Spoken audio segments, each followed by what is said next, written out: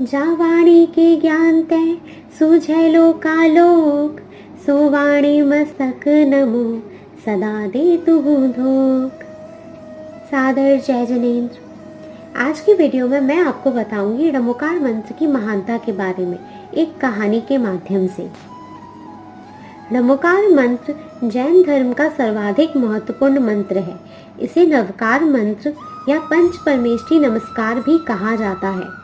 अब हम बढ़ते हैं कहानी की तरफ। इस कहानी के अंतर्गत आपको ड़मोकार मंत्र की महानता एवं ड़मोकार मंत्र के बारे में सारी जानकारियां भी प्राप्त हो जाएंगी, तो प्लीज इस कहानी को एंड तक सुनिएगा।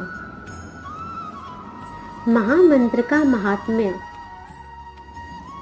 उर्मिला, बहन त्रिशला, हमें एक बात बताओ कि प्रायः सभी जैन लोग प्रातः उठकर ड़मोकार मंत्र का स्मरण करते हैं। क्या कारण है? इससे क्या फल मिलता है? त्रिशला, बहन, ड़मोकार मंत्र महामंत्र है। इस महामंत्र से 84 लाख मंत्र उत्पन्न होते हैं। वास्तव में इसकी महिमा का तो वर्णन करना ही कठिन है। देखो, सुलोचना ने अपनी सहेली को सर्प के डस लेने पर ड़मोकार मंत्र सुना दिया। वह मरकर गंगा देवी हो गई।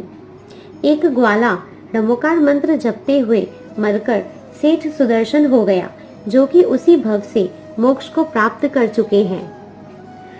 एक कुत्ते ने अंत समय में ड़मोकार मंत्र को सुना, वह मरकर देव हो गया। ऐसे 2-4 तो क्या, अनगिनत उदाहरण भरे पड़े हैं। अतः इस मंत्र को प्रतिदिन क्या प्रति क्षण जपते रहना चाहिए। उर्मिला, तो क्या खाते पीते, काम करते या मल मूत्रादि विसर्जन करते समय भी पढ़ सकती हूँ? त्रिशला, हाँ, अवश्य ही पढ़ सकती हो। देखो, श्री उमा स्वामी आचार्य ने ड़मोकार मंत्र के महात्म्य में क्या लिखा है कि उठते हुए, बैठते हुए, पृथ्वी पर गिरते या लेटते हुए, जागते हुए, हंसते हुए, सोते हुए, वन में डरते हुए, बैठते हुए, मार्ग में चलते हुए, घर पर, पद पर कोई भी काम करते हुए, जो हमेशा ही पंच परमेष्ठी के नाम रूप एक मंत्र का स्मरण करते हैं, उनको कौन से मनवांछित कार्य सिद्ध नहीं होते हैं, अर्थात सभी मनोरथ सफल हो जाते हैं। इस प्रकार से हर हालत में इस महामंत्र का स्मरण करना चाहिए, किंतु मल मूत्रादि विसर्जन के समय या अपवित्र अवस्था में मन में ही स्मरण करना चाहिए। जीवा से उच्चारण नहीं करना चाहिए, ऐसे हमें माताजी ने बताया है। कहा भी है कि अपवित्र हो चाहे पवित्र, अच्छी स्थिति में हो चाहे खराब स्थिति में हो, हर अवस्था में पंच नमस्कार मंत्र का जो ध्यान करते हैं, वे सभी पापों से छूट जाते हैं। उर्मिला, इस मंत्र में ऐसा क्या जादू भरा है बहन? इसका कुछ अर्थ तो बताओ। त्रिशला, हाँ सुनो।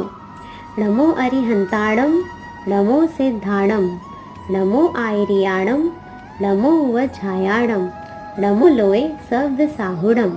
अर्थात अरिहंतों को नमस्कार हो, सिद्धों को नमस्कार हो, आचार्यों को नमस्कार हो, उपाध्यायों को नमस्कार हो और सर्व साधुओं को नमस्कार हो। इसमें सर्व और लोक शब्द अनत्य दीपक हैं, अतएव पांचों में इनका संबंध करना चाहिए।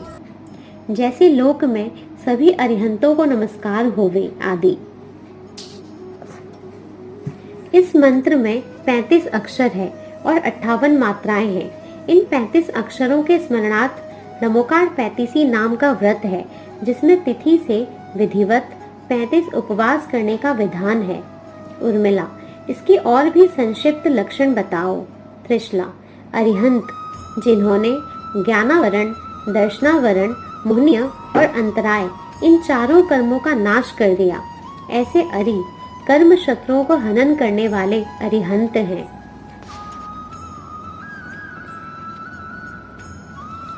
इनके 34 अतिशय, 8 प्रतिहार्य, 4 अनंत चतुष्टय ऐसे 46 गुण होते हैं और जन्म, जरा, तृष्णा, क्षुधा आदि 18 दोष नहीं होते हैं। ऐसे ही सिद्धों के शेष बचे वेदनीय, आयु, गोत्र और अंतराय, ये 4 अघातिया कर्म भी नष्ट हो गए हैं। ऐसे 8 कर्मों से रहित और मुख्य 8 गुणों से सहित तथा अनंत गुणों सहित ऐसे सिद्ध परमेष्ठी सर्वथा जन्म मरण के दुखों से रहित निरंजन परमेष्टि लोक के अग्रभाग पर विराजमान हो गए हैं। उर्मिला बहन, जब सिद्ध परमेष्टि अरिहंत से बड़े हैं तो फिर अरिहंत को पहले क्यों नमस्कार किया है? त्रिशला, क्योंकि अरिहंत भगवान उपदेश देने वाले हैं और हम सभी संसारी प्राणी स्वार्थी हैं। पहले अपने को सच्चे उपदेश देने वाले और सिद्धों की भी महत्ता को बतलाने वाले को नमस्कार किया है। उर्मिला, जब ये आचार्य आदि तीनों परमेष्टि आठों कर्मों से सहित संसारी हैं, फिर भी उनको इस महामंत्र में कैसे लिया है? त्रिशला, वास्तव में ये तीनों रत्नत्रय को पालन करने वाले हैं और अरिहंत सिद्ध के सच्चे आराधक हैं। इनके भी एक देश कर्मों का बंध नहीं होता है, अतः ये भी सर्वथा पूज्य हैं। इनका विशेष वर्णन धवला की पहली पुस्तक में किया गया है। इन पंच परमेष्ठि के नामों में इतनी शक्ति है कि उनका उच्चारण करते ही तमाम पाप कर्म पलायमान हो जाते हैं। उर्मिला, यदि अंतरंग में श्रद्धा और भावना नहीं है तो कैसे फल मिलेगा? त्रिशला, कोई भी व्यक्ति मिष्टी को यदि बिना श्रद्धा के या बिना भावना के खाता है तो उसे मीठी लगती है या नहीं? उर्मिला, मिष्टी तो चाहे कोई मुख में जबरदस्ती ही क्यों ना डाल दे या किसी भी तरह क्यों ना खावे, वो तो मीठी ही लगेगी। त्रिशला, वैसे ही यह मंत्र किसी भी तरह से क्यों ना जपा जाए, अच्छा ही फल देगा। हाँ, इतनी बात अवश्य है कि श्रद्धा भाव का फल कुछ विशेष हो रहेगा। उर्मिला, यदि कोई इसका अपमान कर दे तो क्या होगा? त्रिशला, हाँ, सुभौम चक्रवर्ती ने समुद्र में व्यंतर देव के बहकावे में आकर प्राणों के लोभ में डमुकार मंत्र लिखकर उसे पैर से मिटा दिया। देव ने उसी समय उसे डुबो दिया, जिससे वो चक्रवर्ती मरकर 7वें नरक में चला गया और आज तक दुख भोग रहा है। उर्मिला, ओहो, इतना करने मात्र से नरक चला गया, तब तो इस मंत्र का खूब ही विनय करना चाहिए। त्रिशला, हाँ देखो, यदि तराजू के एक पलड़े में नमोकार मंत्र रखो और दूसरी तरफ अनंत गुणों को रख दो तो भी इस महामंत्र का ही पलड़ा भारी रहेगा। ऐसा श्री उमा स्वामी आचार्य के वचन हैं। उर्मिला, अब मैं भी प्रतिदिन इस मंत्र का जाप करूंगी। इस कहानी के माध्यम से आप जान गए होंगे कि नमोकार मंत्र की महानता क्या है। सादर जय जिनेंद्र।